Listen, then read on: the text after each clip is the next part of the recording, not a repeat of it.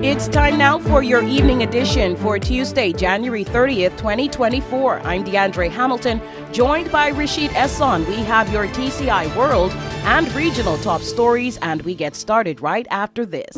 Moving money from one site to the next, lots of cash transactions make you vulnerable? Need eyes on your investments no matter where you are? Are you looking for professional security escorts for your high net worth guests? Want to support Neighborhood Watch with skill patrols?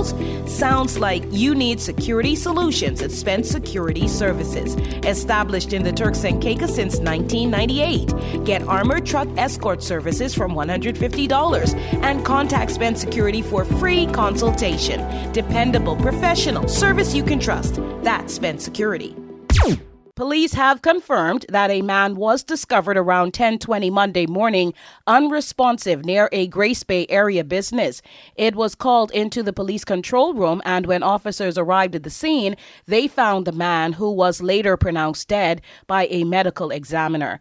The death is not being treated suspiciously at this time by investigators, but an autopsy will say for sure how the man died and how this new heartbreaking loss is ruled by the Royal TCI Police Force. The Informal Settlement Unit is still working to unravel claims by residents that they paid for private land in Dockyard even without titles to show for it.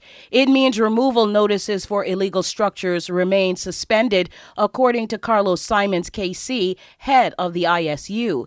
He told Magnetic Media several Dockyard residents had come forward with papers indicating that their lands were purchased from the registered generational landowners. Unfortunately, this was not in a way that would permit registration of the title. The unit is currently working to resolve the situation fairly, but maintain that the ISU remains committed to its mandate to stop the proliferation of informal settlements, regularize where possible, and remove where it is not. Magnetic Media is your news leader. On the other side of the break, Rashid Esson with your Caribbean top stories. You can always find what you're looking for and what you need at Quality Food World. Shop retail, shop wholesale. Quality has the brands you know, the brands you love. Always quality. Big savings every day. And remember to look out for sales for even bigger savings. Open 7 a.m. to 9 p.m. Mondays through Saturdays. Open 7 a.m. to 8 p.m. on Sundays. On the 5 Keys Access Road. Quality Food World, a prime trading company. It's now time for your regional top stories. I'm Rashid Esson. Jamaica and the Bahamas on January 26th received updated travel warnings from the U.S. State Department as a result of their increasing crime rate. Jamaica is now at level 3, which tells travelers to, quote, reconsider travel, just below level 4, the highest warning for do not travel, and the Bahamas is at level 2, which means exercise increased caution. Jamaica's murder count as of January 27th is at 65, and the Bahamas 19. In efforts to enhance growth and climate resilience across the region, the CARICOM Development Fund, in partnership with the United States, launched on January 26 the CARICOM Resilience Fund of $100 million provided by the U.S. Agency for International Development, Eastern and Southern Caribbean. The fund will also reduce finance gaps in climate funding. The launch event took place in Bridgetown, Barbados at Hilton.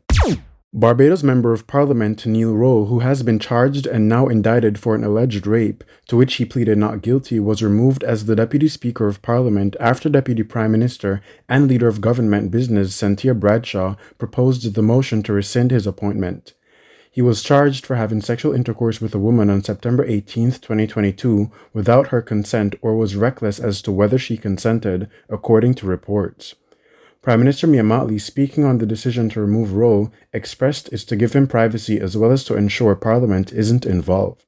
Rowe faced the High Court on Thursday, January 25th for case management and received a trial date for June 11, 2024.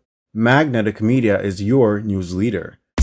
If you have concerns, gripes, or ideas about how the Integrity Commission in the Turks and Caicos should run, the governor wants to hear them.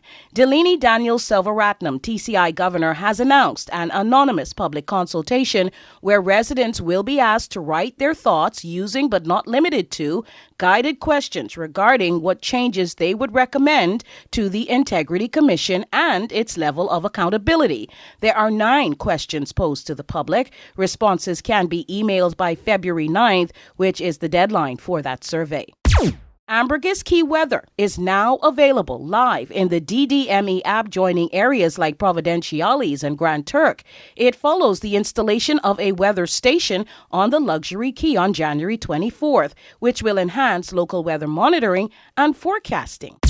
The Department of Environment and Coastal Resources, DECR, is calling all water sports operators for a consultative meeting tomorrow, Wednesday, at their Lower Bight office. Beach vendors are asked to meet the DECR on Thursday and dive and snorkel operators on Friday. All stakeholders are urged to turn out and to make their concerns known.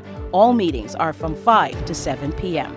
That does it for the evening edition of News. Thank you for joining us. Remember, we're back in the morning with a 7 a.m. newscast. And if you subscribe to our YouTube channel, MMTV Caribbean, hit that notification bell, then you get it automatically.